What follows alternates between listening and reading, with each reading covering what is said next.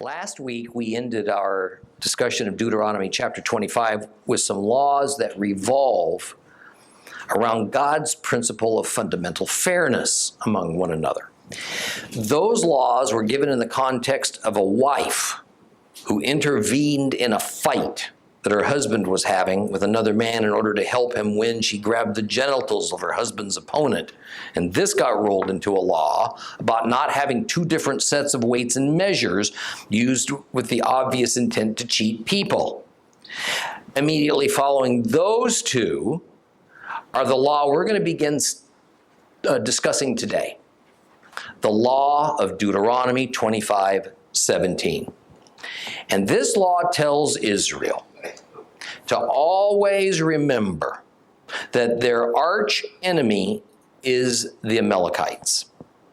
And that when the time is right, Israel is to wipe out that wicked nation. Let's reread a small section of Deuteronomy chapter 25 to begin today. We're going to start at verse 17 and just read it to the end, which is just a very few verses. Page 225 if you have a complete Jewish Bible.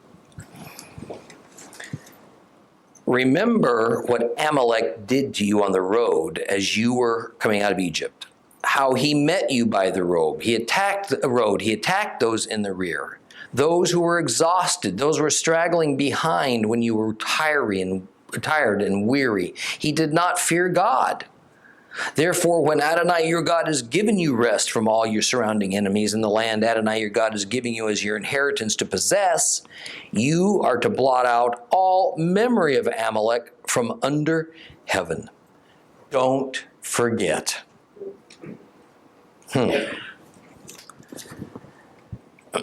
Think God's serious about that one?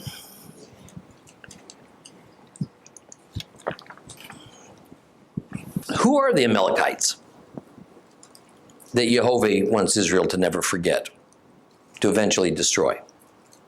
Well, if it weren't for the Lord choosing to put them front and center as the archetypal enemy of Israel, they were actually a rather unremarkable people about which very little is known. Genesis tells us that the person of Amalek was a grandson of Esau. I remember Esau was the patriarch Jacob's twin brother. Amalek's father was Esau's son Eliphaz. So Amalek was a grandson of Esau. Amalek was related to Israel. But because with the twins Jacob and Esau we had met a fork in the road, with Jacob continuing the line of the Hebrews, but not his twin brother Esau, that automatically means that Esau's grandson Amalek, and thus the Amalekites, those who came from him, were Gentiles. The people that Amalek spawned and grew into a nation were especially wicked in God's eyes. In fact, I contend that they are presented in the Bible as a type, as a pattern, perhaps the epitome of an enemy of Israel. Now, notice in these verses that God says Israel is never to forget what Amalek did to them. That Amalek attacked Israel as they were struggling to escape the grip of Pharaoh in their journey to the promised land. Amalek didn't seem to have any known rational reason to hate and attack Israel. What could that have possibly have been? I mean, as Israel had done nothing to them that's recorded in the Bible or any other known historical narrative. Amalek hated them, so far as we know, simply because they existed. They behaved as a coward. They behaved without honor, as their method was to attack at the rear of the miles-long column of Israelites where the weak and the elderly struggled to keep up. In other words, what they did, remember what we just finished studying, was fundamentally unfair. And as you recall, fundamental fairness has been the issue of the last several verses of Deuteronomy chapter 25. Now, it would be a long time before God would finally direct Israel to bring about the annihilation of the nation of Amalek. It was King Saul, about 250 years or so after the time of Moses, who was given the direct order by God to go and attack Amalek and begin this process of ridding them from the world. Let's take the time to read the story of King Shaul and his battle with Amalek, because it ties together a couple of important principles that we've discussed in the past. Open your Bibles to 1 Samuel chapter 15. 1 Samuel chapter 15. If you have a complete Jewish Bible, we begin on page 313. 1 Samuel chapter 15.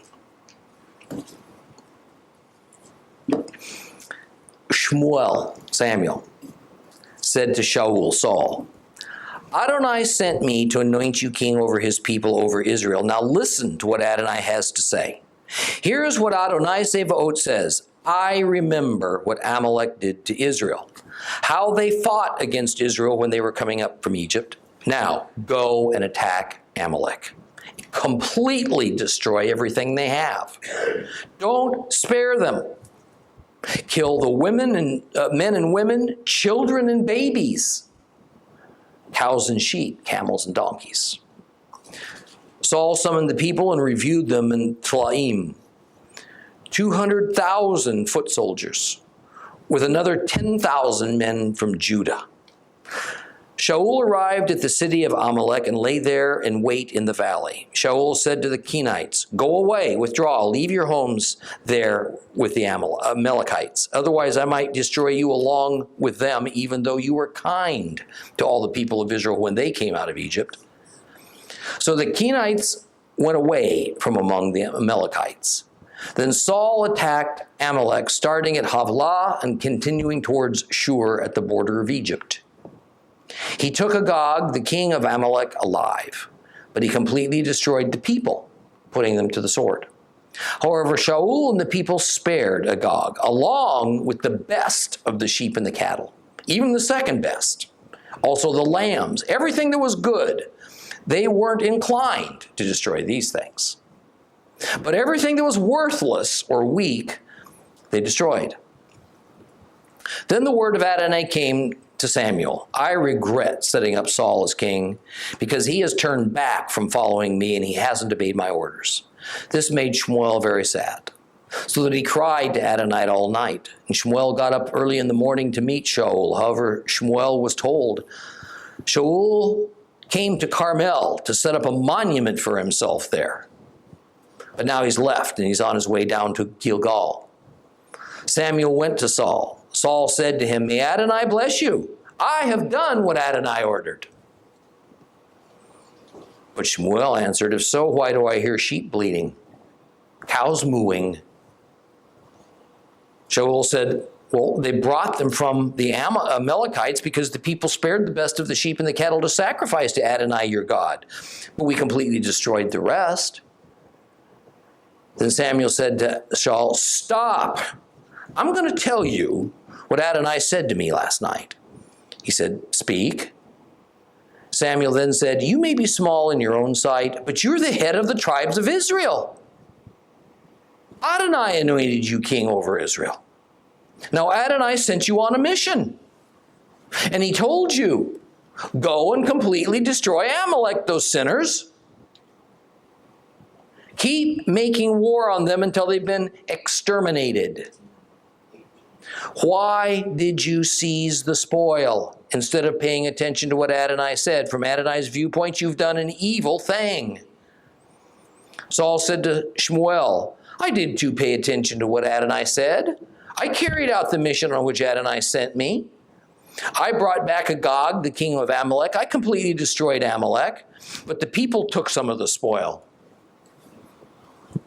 The best of the sheep and the cattle set aside for destruction to satisfy Adonai your God in Gilgal. Shmuel said, Does Adonai take as much pleasure in burnt offerings and in sacrifices as in obeying what Adonai says? Surely obeying is better than sacrifice, heeding orders than the fat of rams. For rebellion, it's like the sin of sorcery. Stubbornness is like the crime of idolatry. Because you have rejected the word of Adonai, he too has rejected you as king. Saul said to Samuel, I have sinned. I violated the order of Adonai and your words too, because I was afraid of the people, and I listened to what they said. Now please pardon my sin. Come back with me so that I can worship Adonai. But Shmuel said to Shaul, I will not go back with you, because you have rejected the word of Adonai, and Adonai has rejected you as king over Israel. As Shmuel was turning around to leave, he took hold of the hem of his cloak, and it tore. And Samuel said to him, Adonai has torn the kingdom of Israel away from you today. He's given it to a fellow countryman of yours who is better than you. Moreover, the Eternal One of Israel will not lie. He won't change his mind, because he isn't a mere human being subject to changing his mind. And then Saul said, I have sinned, but in spite of that, please show me respect now before the leaders of my people and before Israel by coming back with me so that I can worship Adonai, your God. So Samuel followed Saul back, and Saul worshiped Adonai. And then Samuel said, bring Agag, the king of Amalek, here to me.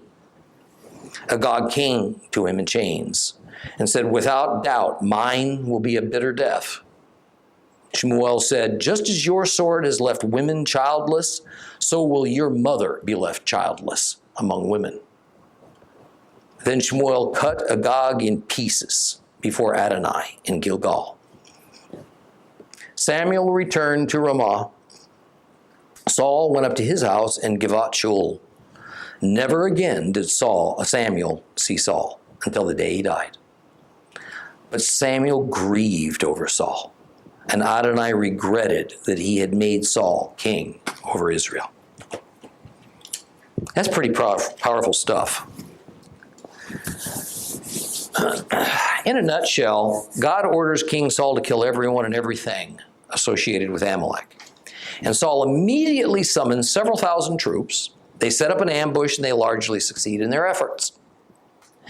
Before Israel attacks, however, they have a parley with some people identified as the Kenites. And they warn them to leave the area, otherwise they could become collateral damage. And as was customary in battles of this era, the king of Amalek, Agag, was captured by Saul, and his life was spared. The healthy animals that belonged to the Amalekites were taken as spoils of war by the Israelites. This act angered God to such a degree that he openly stated how much he'd regretted making Saul the king of Israel. Well, the prophet and former judge, Samuel, Shmuel in Hebrew, intervened, and he told Saul that he had disobeyed God and would now pay the price for it by losing the legitimacy of his throne. Saul argued back. No, Samuel, you're mistaken. He had done what Adonai had asked of him to annihilate the Amalekites. But in the end, he admits he sinned against God, even though in his mind it was more technicality than anything significant.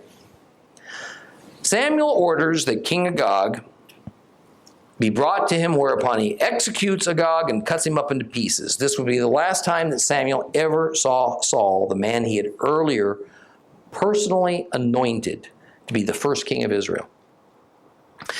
Then in verse 23 of this chapter, the Lord compares, talking about 1 Samuel 15, the Lord compares the sin of King Saul with the sins of sorcery and idolatry. And he says that because Saul has done this evil, that God now rejects Saul. Now it's important to remember that of the few sins and crimes that automatically call for the death sentence, meaning there is no means of atonement provided for in the law of Moses, two of those are, you guessed it, sorcery and idolatry. God is through with King Saul. Now he's going to separate himself for him. That is the ultimate death sentence. See, here's the thing. What exactly did Saul do that was so egregious that he deserved such a harsh judgment? Now, essentially the reason for Jehovah's severity is all wrapped up in the answer to this question. Who ordered the war against Amalek? Answer, God, Jehovah. Therefore, this constitutes formal, God-ordained holy war. Only the divine can order holy war. Men who engage in battle in the name of God, like the Crusaders, are not engaged in holy war despite their claims. When we fight a war that God has not directly and unequivocally ordered, it may well be the necessary and the right thing to do. And God may even be on our side, so to speak. But that's not the definition of holy war. There have been no holy wars since the close of the Scriptures, at least so far as we know. There will be no holy wars until Messiah returns to lead the next holy war that we typically dub as the Battle of Armageddon. That the Lord has aided Israel at times in their several wars since returning to the Holy Land doesn't mean that Israel was fighting a holy war. Our current fight to defend ourselves against Islam, just as Israel's fight to defend their nation, while completely justified, is not holy war. I want you to see this. In holy war, the law of harem comes into play, whereby the spoils of war belong exclusively to the Lord, not to the men who capture them in battle. Since God is spirit, he has neither need for captured cattle or human slaves or gold or silver or the city's enemies. He has no use for them. None. Therefore, according to the rules of holy war that we studied in depth some time back, all the spoils of holy war are to be handed over to God, unless he specifies otherwise, some exceptions on a case-by-case basis. These spoils are by their very nature then God's holy property. Under normal circumstances, such as the regular offering of Levitical sacrifices, the items designated as God's holy property are turned over to the priesthood for disposition, and most of the stuff, grain and fruit and wine and meat, is divided up among the priests and Levite laborers as their God-authorized means of support. A substantially smaller portion of the plants and animals are just completely burned up on the brazen altar. But in holy war, the items are generally not turned over to the priests for their distribution and use. Rather, those spoils are to be destroyed, burned up. They are returned to their elements as a symbolic way of giving them back to Jehovah. This also, as difficult as it is for us to take, goes for the captured people. God ordains what's to be done with them. In some cases, the men are to be executed, and the women and the children to be spared and added to Israel as servants. And invariably, after a few generations, they're just generally assimilated as citizens. At other times, as with Amalek, all the people are to be executed: men, women, children, infants. Now, King Saul, being the weak and selfish king that he was, paid no attention to the Lord's holy war laws. He decided he'd do things a little bit God's way and kind of a little bit his way.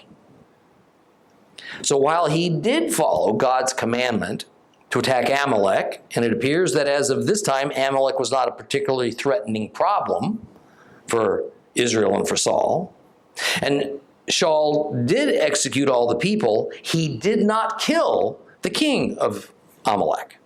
And in addition, he also took for himself, and he allowed some of the Israelites to take for themselves some of the spoils of war.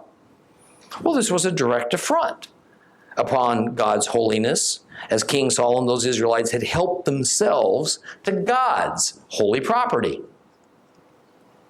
This affront was so serious that God's prophet, Samuel, completely and permanently separated himself from King Saul. This was fully appropriate because what use was there, think about this, what use was there for a prophet of God to give God's word to a man whom is now separated, cut off from God? There's no more word to give him. No more need for a prophet for that king.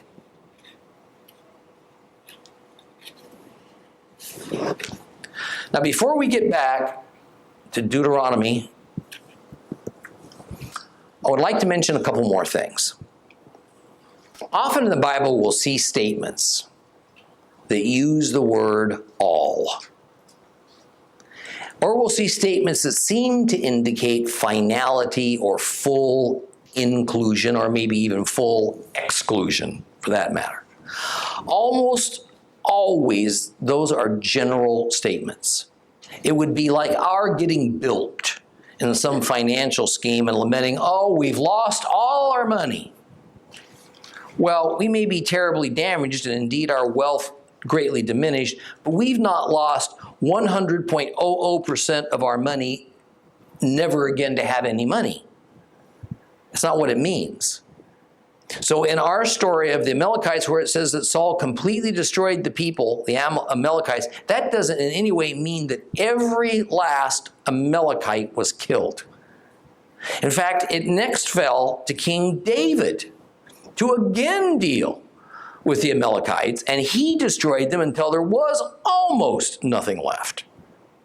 Centuries later, King Hezekiah would order 500 men from the tribe of Simeon to go to Mount Seir, which is in the territory of Edom, to finally and permanently eradicate this remnant of Amalek.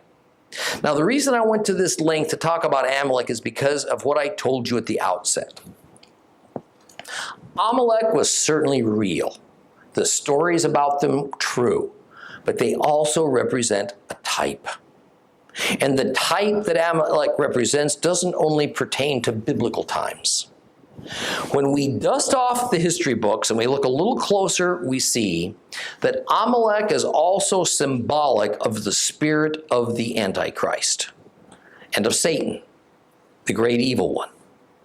Satan is the ultimate enemy of Israel and of mankind and of God. If you want to understand what God's attitude is towards Satan, what our attitude is to be towards Satan and his followers, study the story of Amalek.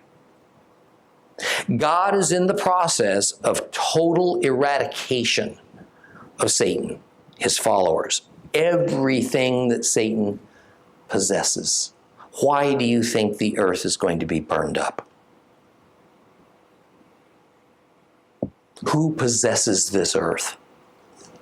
Satan. And he will do it in the pattern of his genocide upon Amalek. Now let's recall something we discussed a few weeks ago. There is this notion, it's a false notion, among many in the modern church that Jesus has revised the face, nature, and character of God away from this bloodthirsty Old Testament God who judges and destroys his enemies into this New Testament God who is a pacifist, who demands nothing of his followers, who creates no rules, who has no boundaries, and that winks at sin and wouldn't harm a fly.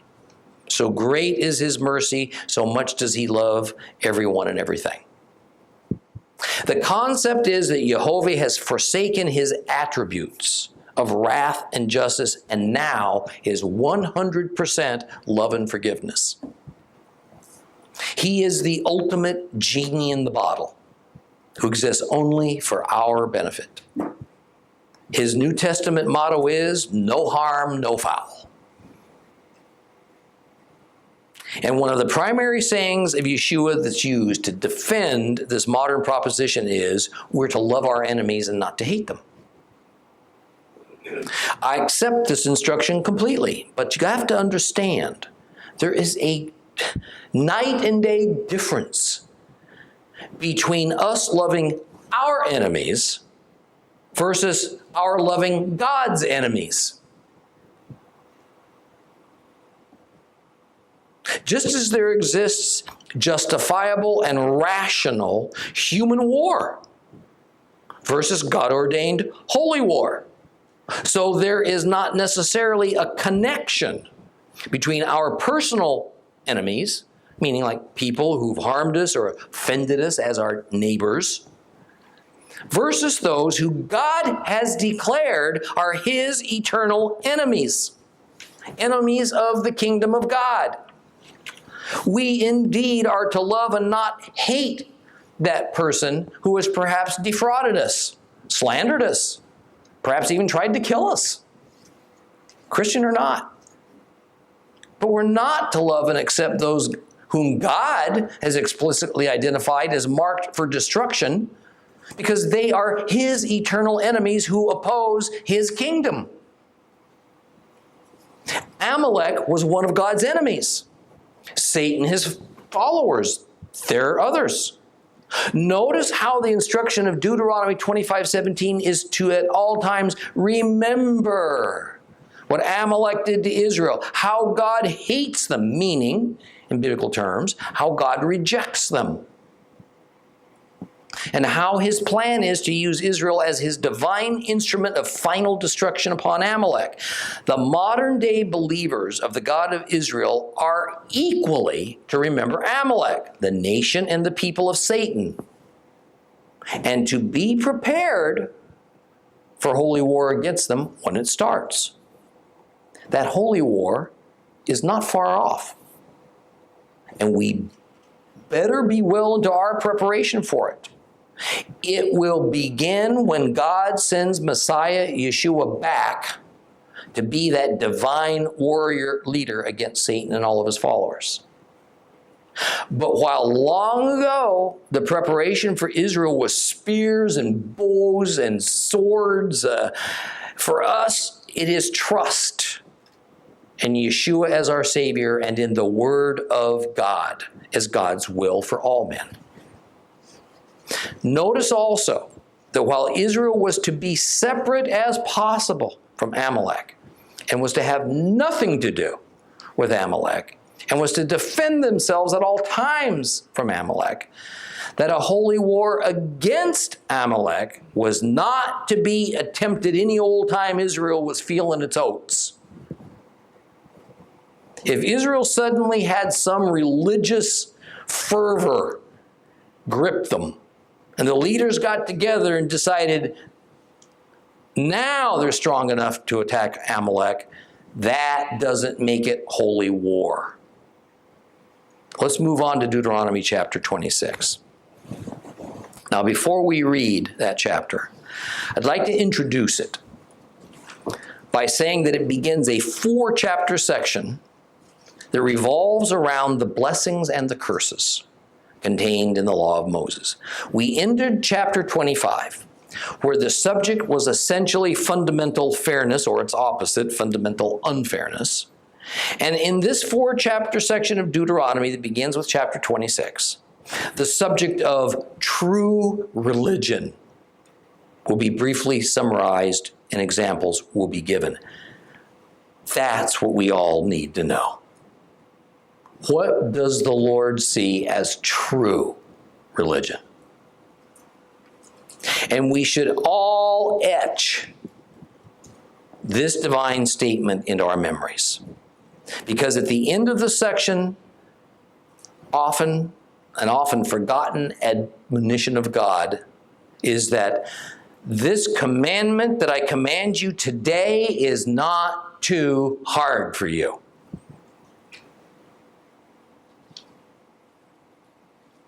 There is also a warning of future disasters for Israel if they fail to follow the terms of the covenant of Moses. And we're going to see some covenant renewal ceremonies to ensure that people understand that the Mosaic covenant stands forever. It didn't end when they crossed the Jordan into the promised land. But there's one more aspect of this section that's also truly fascinating. It's stated in the words of the chapter we'll get to in a few weeks, chapter 29, verse 28. That aspect is in the form of a riddle, a mystery about Israel's duty to obey the Torah. It says this. This is really interesting. The secret things belong to Jehovah our God, and the revealed things to us and to all our children forever. We are to do all the words of this Torah. I can do no better than to quote the eminent scholar C.J. Labuschagne in this regard. The plain meaning of this text of Deuteronomy refers to its immediate context, which speaks of a national disaster for Israel as a consequence of disobedience to Jehovah's commandments. But at the same time, those words have another message. The concealed things, the esoteric knowledge with regard to the written text of the law, the sacred numerical structures, all these are for the sacred benefit of God to His glory. But the text of the law, in its straight, plain language, is for the benefit of the people. What we have is a coded message to the ordinary people, the uninitiated, who do not know the hidden intricacies of the text, so that they would obey the law in its plain meaning. You see, the content of the revealed truth, meaning that part of the Torah that all men can understand, we don't have to be scholars, we can read, is what is written as part of Moses' sermon, and is contained within the central core of the law. It's those laws and commandments presented to us in plain language. Deuteronomy chapters 12 to 26. But what we find in chapters 26 through 30, these begin to delve into the realm of those deeper mysteries.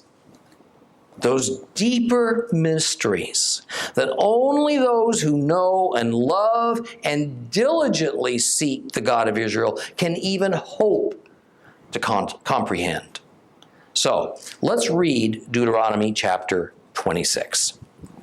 Open your Bibles to Deuteronomy chapter 26. If you have a complete Jewish Bible, it's page 225.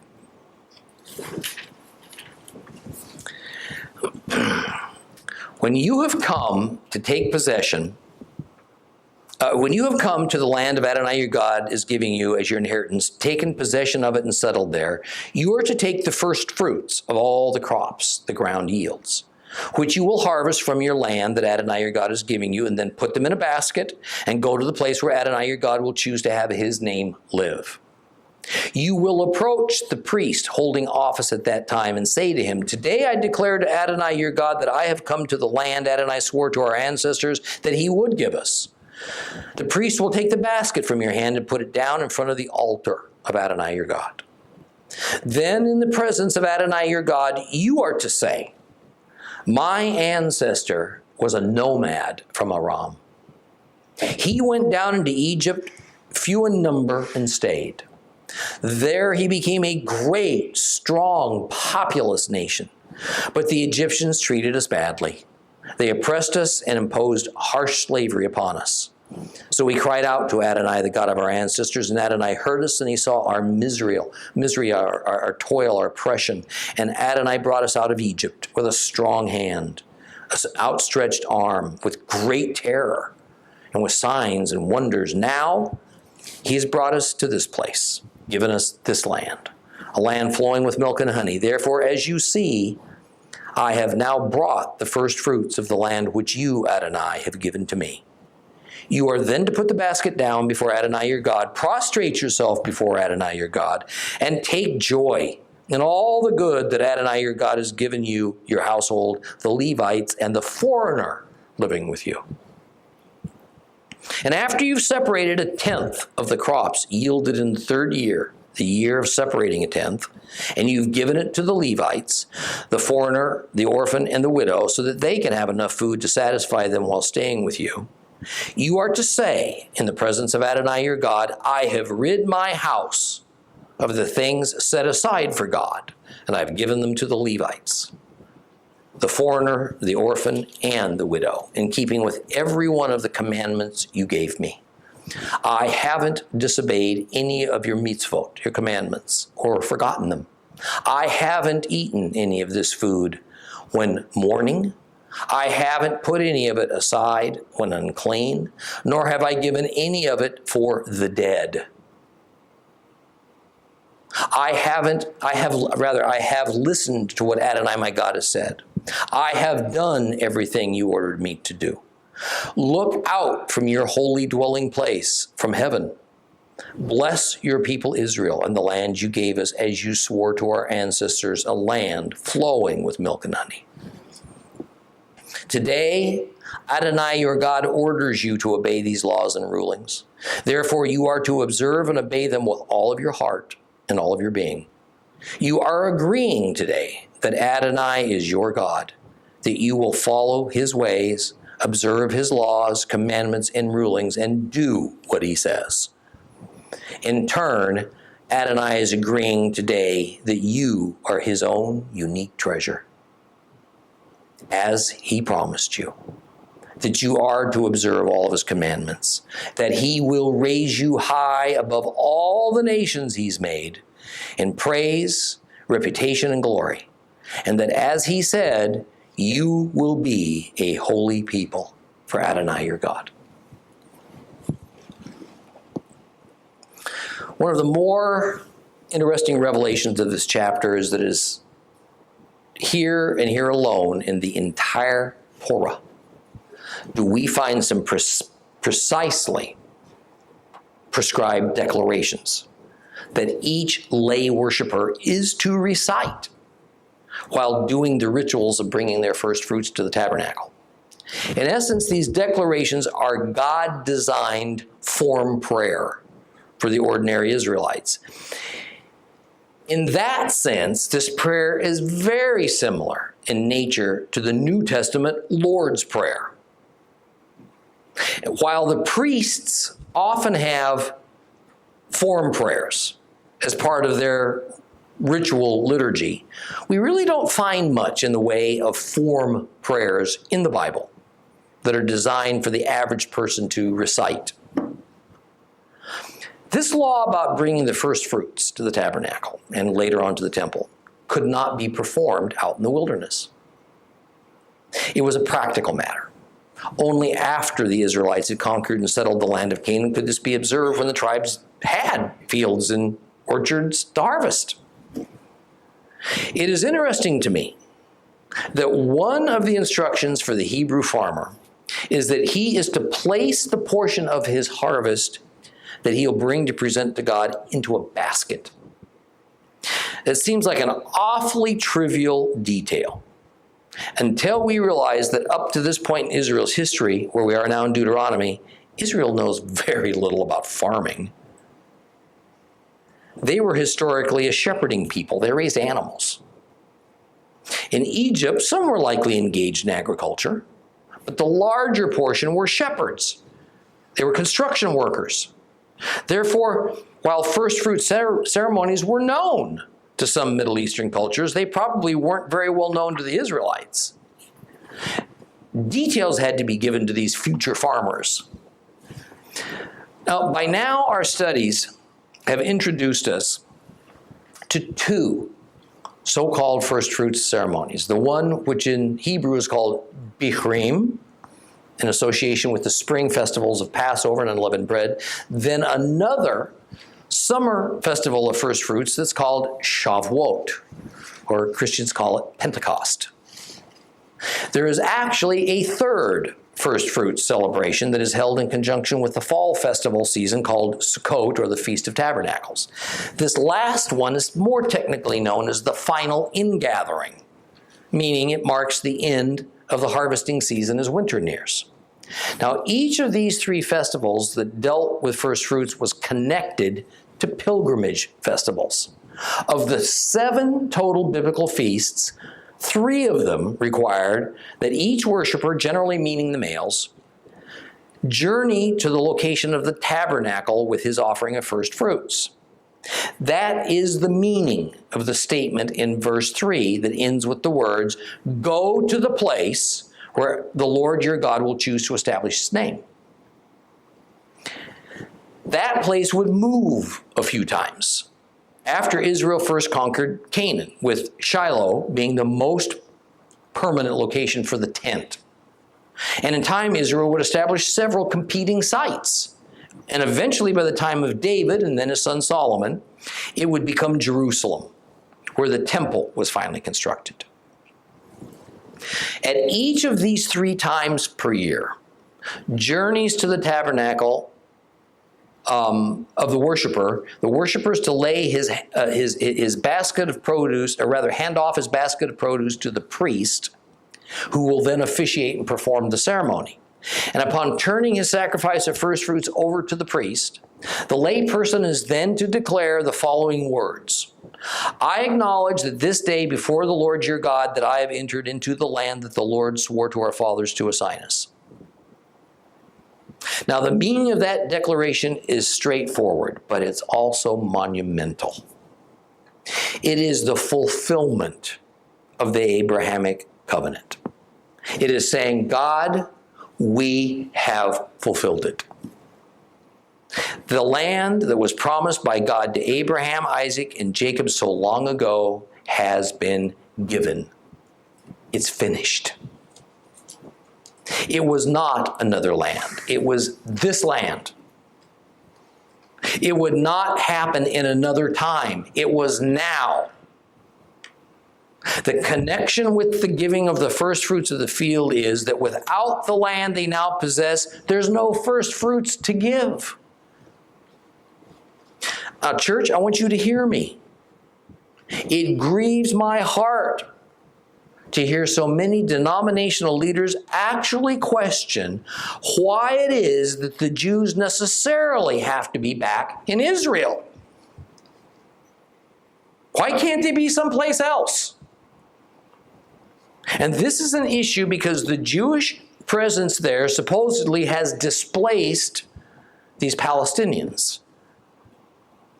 Well, while this is not the only place in the Bible that unequivocally states God intended to give Canaan exclusively to Israel, this event actually did occur.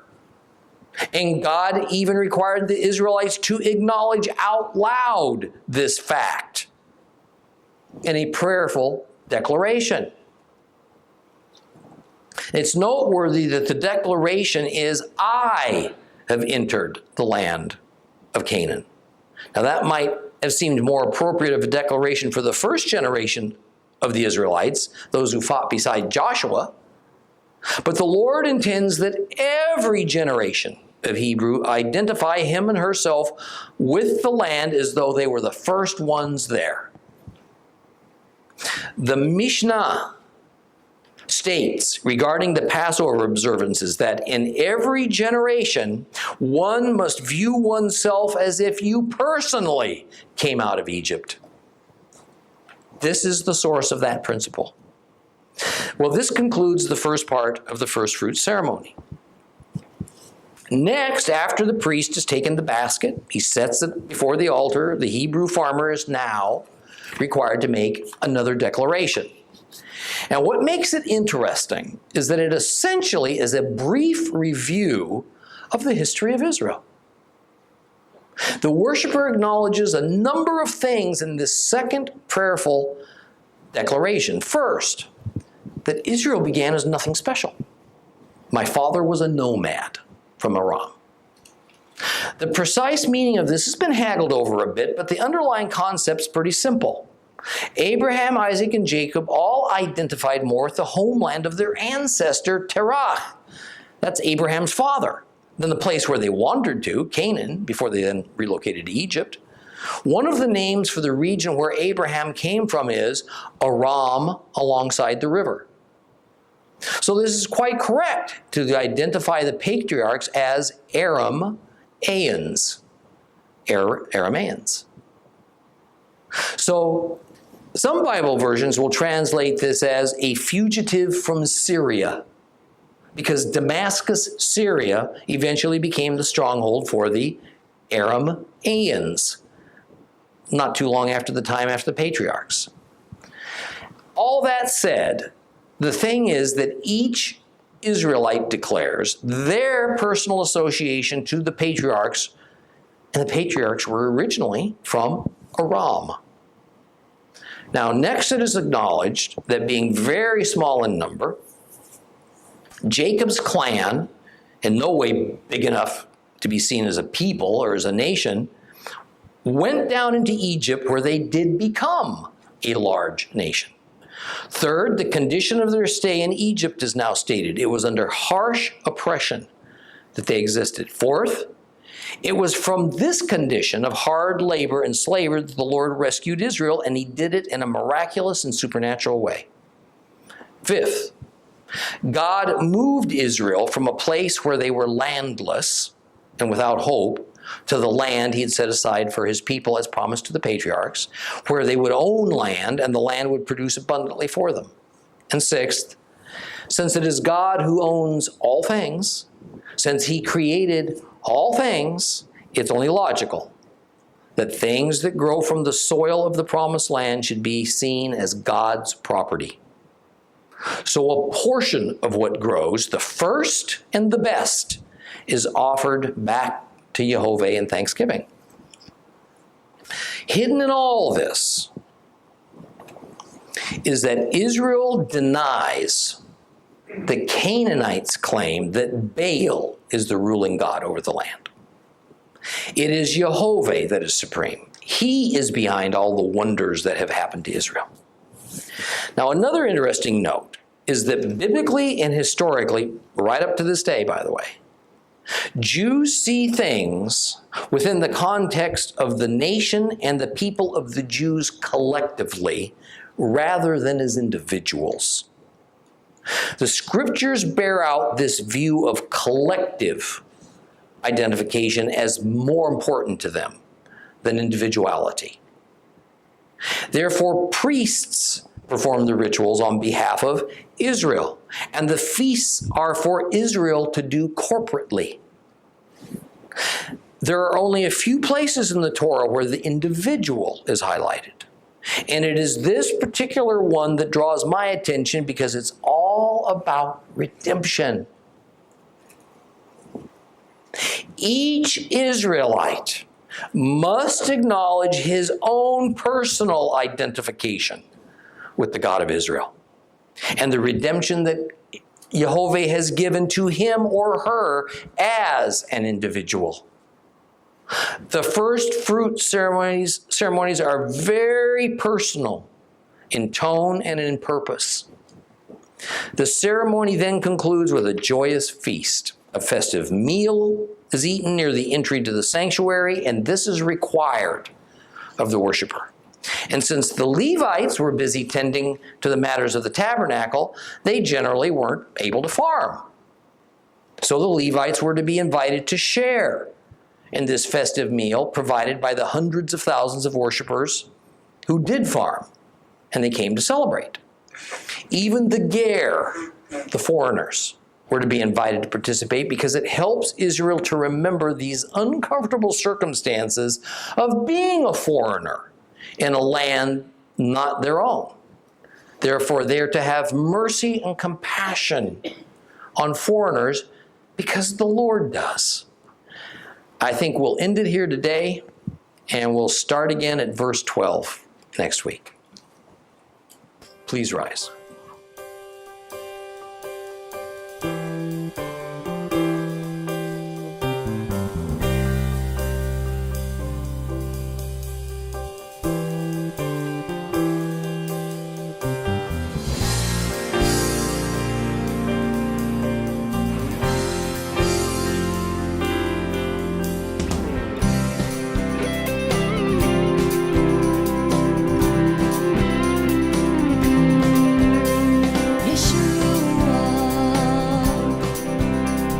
Yeshua, Yeshua.